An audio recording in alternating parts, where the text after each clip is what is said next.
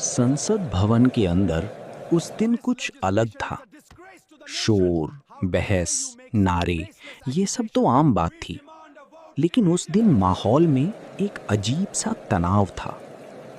Speaker ने जैसे ही घोषणा की, महिला आरक्षण विधेयक पर मतदान शुरू किया जाता है, पूरा सदन एक पल के लिए शांत हो गया। कुछ सांसदों के चेहरे पर उम्मीद थी, कुछ के चेहरे पर चिंता, और कुछ के चेहरे पर साफ दिख रहा था विरोध। कुछ मिनटों बाद नतीजा आया, 298 पक्ष में, 230 विपक्ष में। लेकिन इतना समर्थन मिलने के बावजूद ये बिल पास नहीं हुआ। क्यों? ऐसा क्या था इस बिल में जो भारत की राजनीति को बदल सकता था, लेकिन फिर भी संसद में अटक गया? यही है उस कहानी की शुरुआत। भारत जैसे लोकतांत्रिक देश में जहां करोड़ों लोग वोट देते हैं, वहां एक सवाल हमेशा उठता रहा है, क्या महिलाओं को राजनीति में बराबरी का मौका मिला है? अगर हम आंकड़ों की बात करें तो आज भी लोकसभा में महिलाओं की भागीदारी लगभग 14% के आसपास है। यानी हर 100 सांसदों में से सिर्फ 14 महिलाएं। यही असमानता खत्म करने के लिए लाया गया महिला आरक्षण विधेयक। इसका उद्देश्य था लोकसभा और राज्य विधानसभाओं में 33% सीटें महिलाओं के लिए आरक्षित करना, यानी भारत की राजनीति में महिलाओं की भागीदारी को एक नई दिशा देना।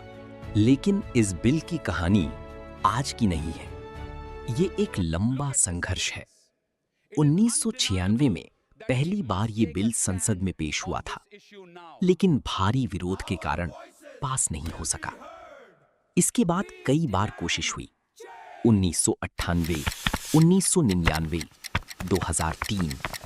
हर बार उम्मीद जगी और हर बार निराशा मिली। 2010 में एक बड़ा कदम उठा, राज्यसभा में ये बिल पास हो गया, लेकिन लोकसभा में ये फिर अटक गया।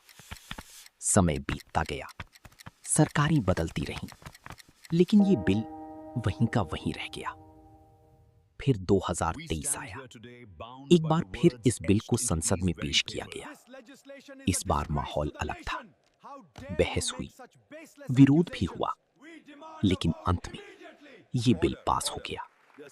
ऐसा लगा जैसे सालों पुरानी लड़ाई आखिरकार जीत ली गई हो। लेकिन कहानी यहीं खत्म नहीं होती, क्योंकि इस बिल में एक शर्त थी। इसे लागू करने के लिए पहले जनगणना और परिसीमन जरूरी होगा। परिसीमन यानी देश में लोकसभा सीटों का नया बंटवारा। किस राज्य में कितनी सीटें होंगी, ये फिर से तय किया जाएगा। यहीं से कहानी ने नया मोड़ लिया। कुछ लोगों ने कहा ये सिर्फ एक प्रक्रिया है, जरूरी है, लेकिन कुछ ने सवाल उठाए, क्या ये सिर्फ देरी करने का तरीका है? राजनीति में हलचल बढ़ने लगी। दक्षिण भारत के राज्यों को चिंता होने लगी, अगर परिसीमन हुआ तो उनकी सीटें कम हो सकती हैं, उत्तर भारत की सीटें बढ़ सकती हैं। यानी ये सिर्फ महिलाओं के आरक्षण का मुद्दा नहीं रहा, ये सत्ता के संतुलन का सवाल बन गया। और फिर आया अप्रैल 2026।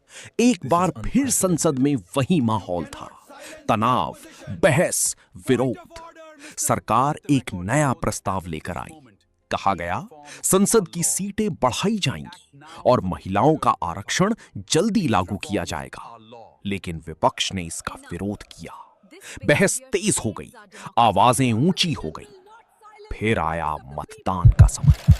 कुछ ही मिनटों में परिणाम सामने था, 298 समर्थन में, 230 विरोध में। लेकिन फिर वही झटका, ये बिल पास नहीं हुआ, क्योंकि संविधान संशोधन के लिए 2/3 बहुमत जरूरी होता है। और यही वो दीवार थी जो इस बिल को रोक गई। अब सवाल और भी गहरा हो गया, आखिर महिलाएं राजनीति में पीछे क्यों हैं, जबकि आज महिलाएं हर क्षेत्र में आगे बढ़ रही हैं? शिक्षा, विज्ञान, सेना, खेल। फिर राजनीति में उनकी संख्या इतनी कम क्यों? इसका जवाब आसान नहीं है।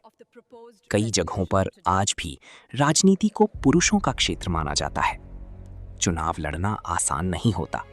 इसमें पैसा लगता है, संसाधन लगते हैं और महिलाओं के पास ये सब कम होते हैं। राजनीतिक दल भी कम महिलाओं को टिकट देते हैं। फिर एक और सवाल उठता है, क्या आरक्षण ही इसका समाधान है? कुछ लोग कहते हैं हां, क्योंकि इससे महिलाओं को मौका मिलेगा। कुछ लोग कहते हैं नहीं, इससे योग्यता पर असर पड़ेगा। लेकिन दुनिया के कई देशों में महिला आरक्षण से बदलाव आया है।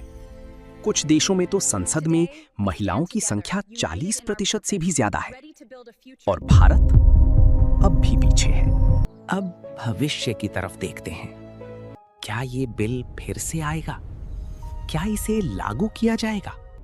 ये सवाल अभी भी खुला है। महिला आरक्षण विधेयक सिर्फ एक कानून नहीं है, ये एक उम्मीद है, एक बदलाव की शुरुआत है। लेकिन अभी ये अधूरी है और शायद यही इस कहानी का सबसे बड़ा सच है। सवाल आज भी वही है, क्या भारत की संसद में महिलाओं को उनका पूरा हक मिलेगा, या फिर ये कहानी भी एक अधूरी कहानी बनकर रह जाएगी, या फिर ये बिल भी इतिहास के पन्नों में एक अधूरी कहानी बनकर रह जाएगा। अगर आपको ये कहानी महत्वपूर्ण लगी हो तो चैनल को सब्सक्राइब जरूर करें।